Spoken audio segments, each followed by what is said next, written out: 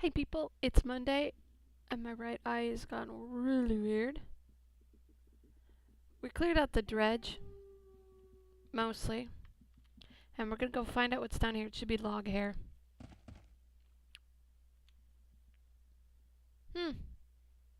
Wonder where that goes.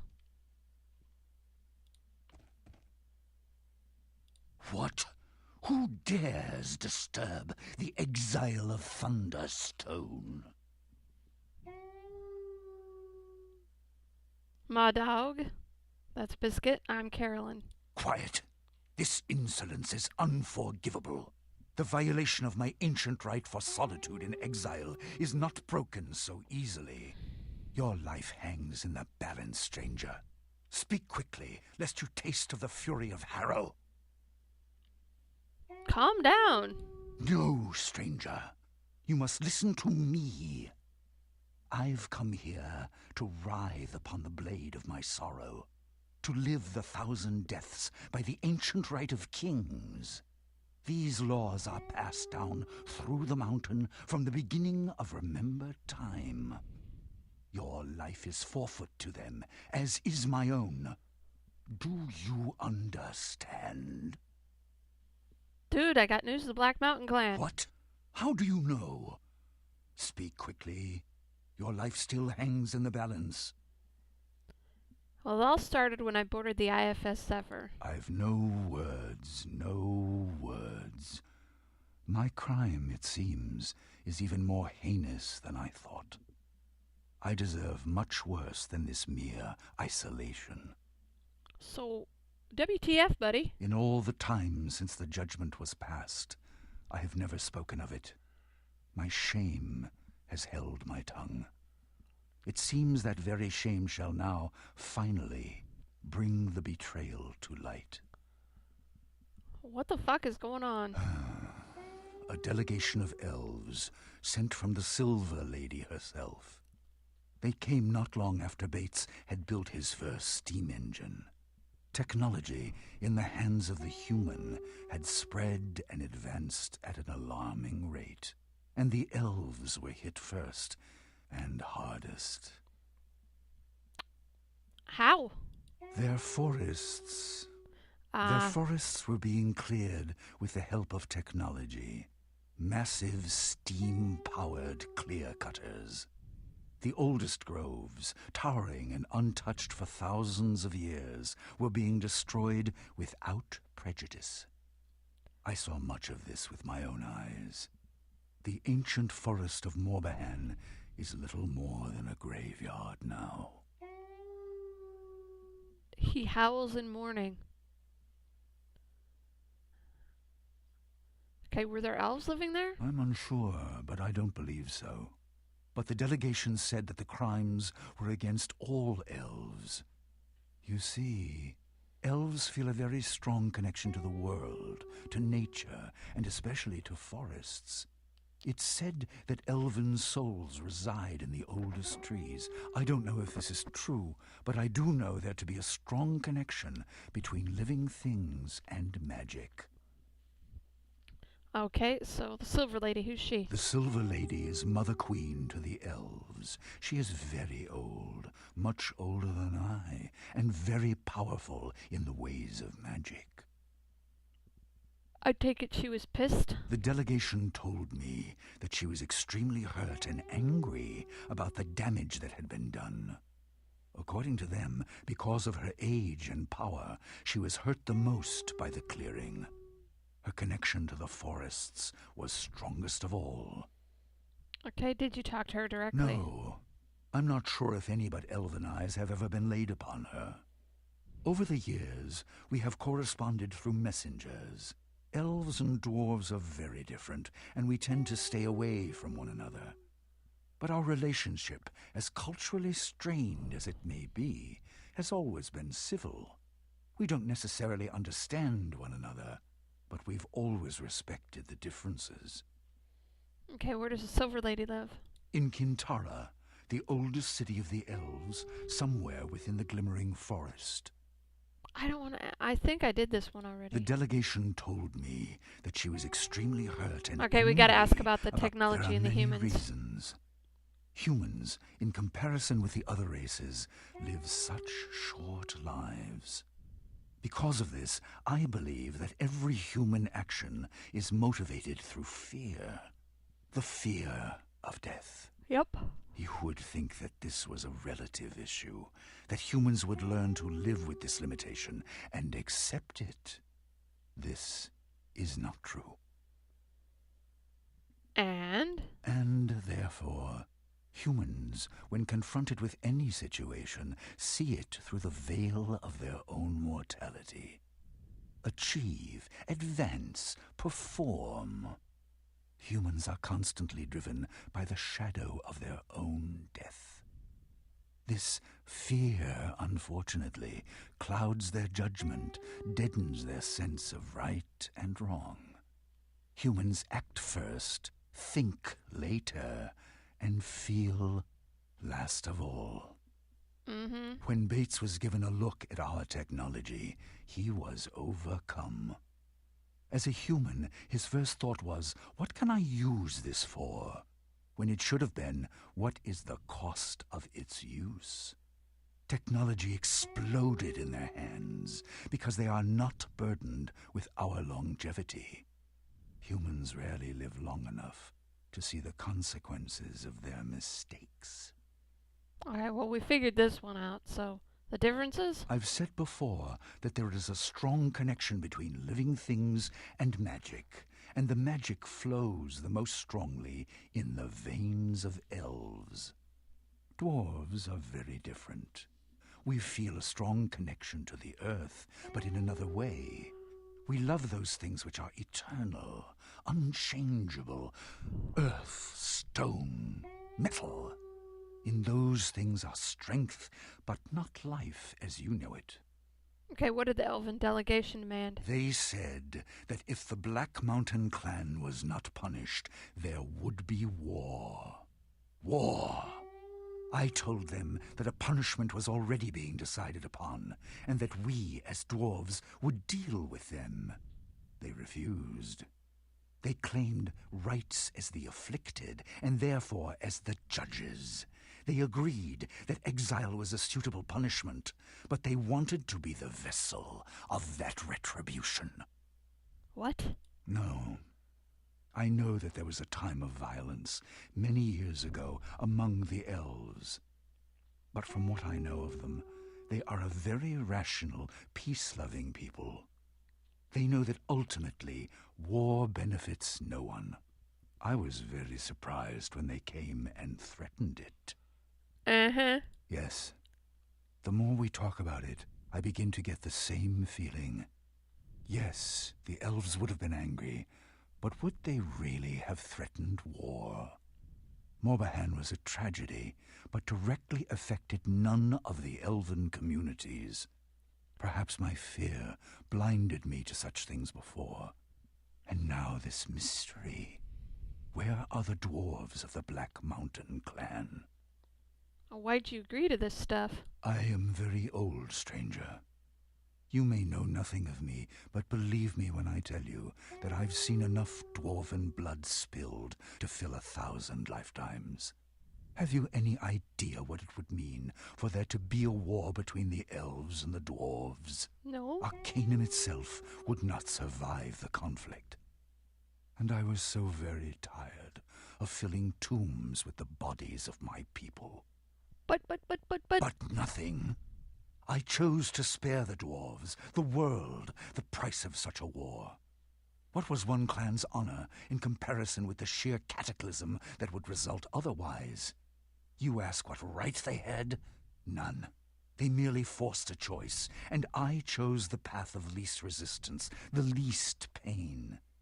That was my betrayal, stranger. What do you mean betrayal? But that is the point. I am king of the dwarves. It is my responsibility to lead them, to protect them. But most importantly, it is my responsibility to defend their honor, their dwarven honor. By allowing my own fear or concern, regardless of how justified that fear might be, to overshadow their honor was an unforgivable transgression. It ain't easy being king. Even as king, the choice is never mine as to whether even one dwarf is stripped of his honor. I should have brought this to the people, or just flatly refused from the beginning.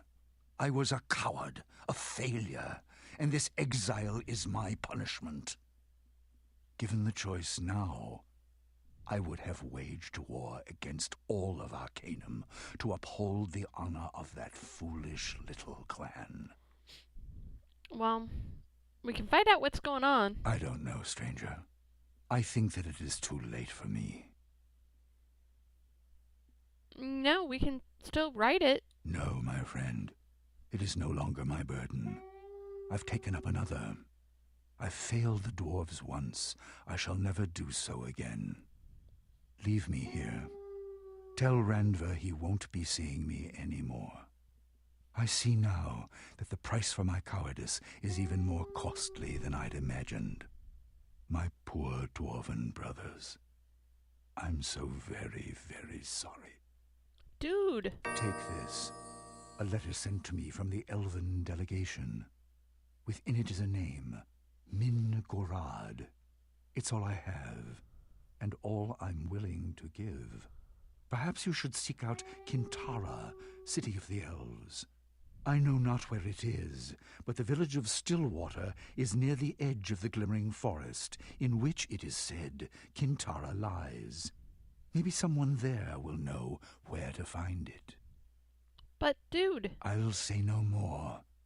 Leave me. I return to my exile. I am nothing. Oh no.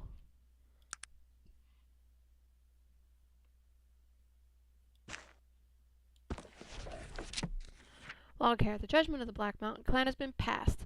Make certain they are at the appointed meeting place at the agreed upon time. I speak with the authority of the Silver Lady, Queen of the Elves. If all conditions are not met, we will next meet upon the field of battle. Min Garand.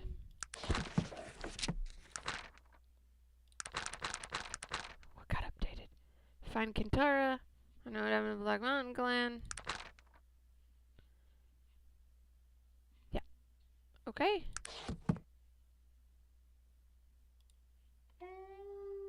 Yes, spy, yes. I'll say no more. Leave me. I return to my exile. I am nothing. I know, buddy. I want to find out where this ladder goes. Ho ho! Randver? I found your father. Okay, I guess that's it.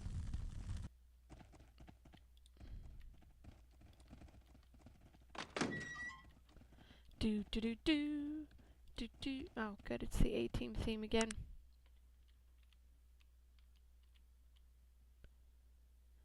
Okay, that's the altar, so we need to go down one floor. Over there?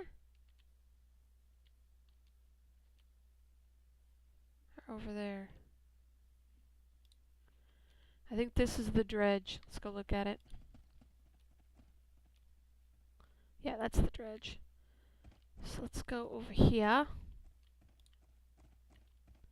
The mystery of the toy train.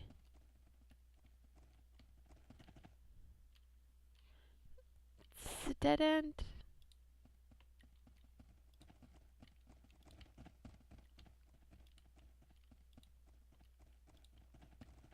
Okay.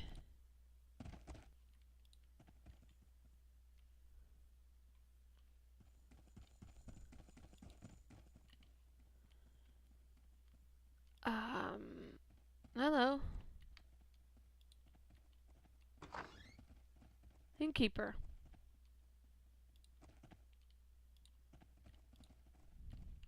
Well, we're on the right floor. Need to go up here.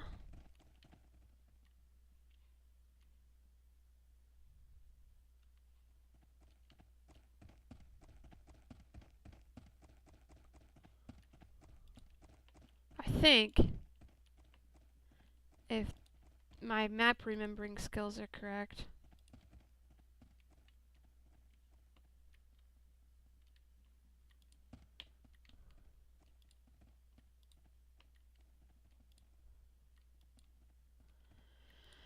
We gotta find the guy in the train. Well, there's people up here. Dwarf villager? Let's go talk to him.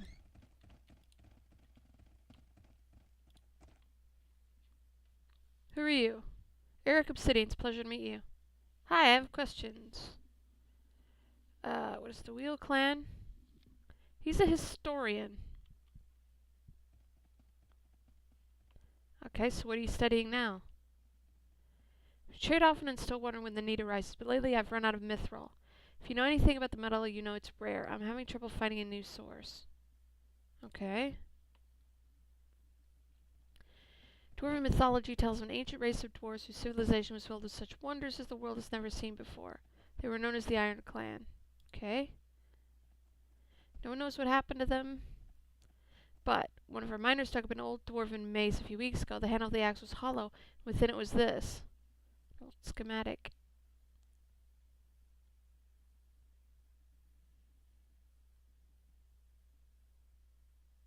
Okay, if you do find it and the durian stone is there, bring it to me. It's worthless to anybody but a dwarf. Okay.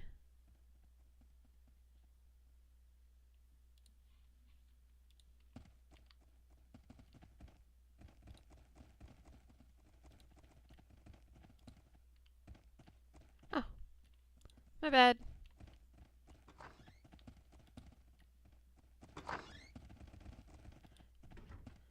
Hello, what's your name? Vegard Molten Flow. Hi, I'm Carolyn. I have a few questions. What do you do here? Old dwarf trying to stay out of everybody's way. I used to be a miner back when the dredge was operational. Really? We were down at the dredge.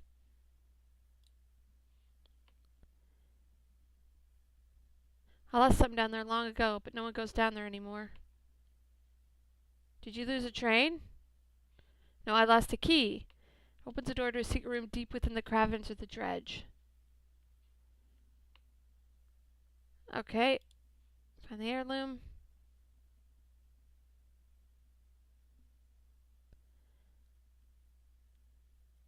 Okay.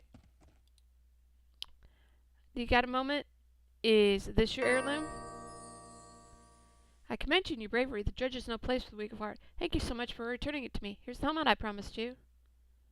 Why the toy train? I suppose I could have told you what you're looking for. This wagon has been in my family for 1,000 years. Legend says it was the first thing ever made by my great-grandfather when he was a child. Is it so hard to believe you're expecting some ancient dwarven artifact, perhaps some lost piece of technology? In this world of magic and myth, it's impossible to have something as simple as a toy wagon might have value. Damn, son.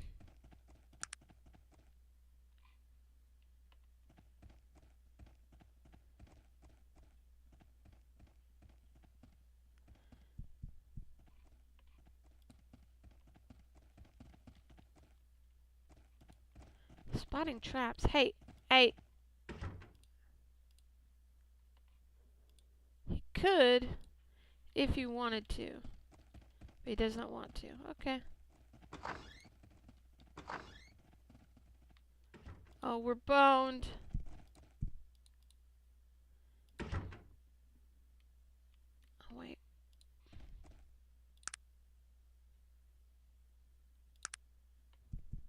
There we go. Anything happening? There's an old bog just northwest here over the mountains. Who knows what might be there? Thank you. No? Doesn't have a name. Okay.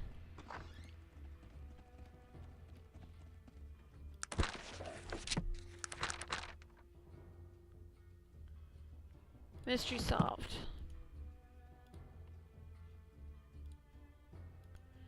Inventory.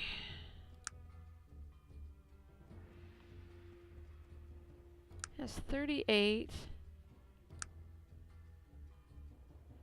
38.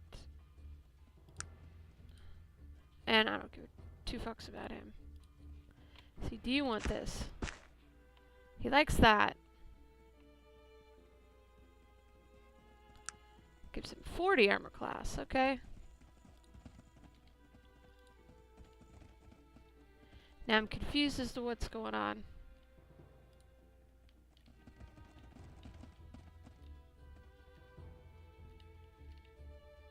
Let's just sit here. We'll figure it out tomorrow. I think we're on the second floor. No, we're on the first floor. There we go. So figure this out tomorrow. I will see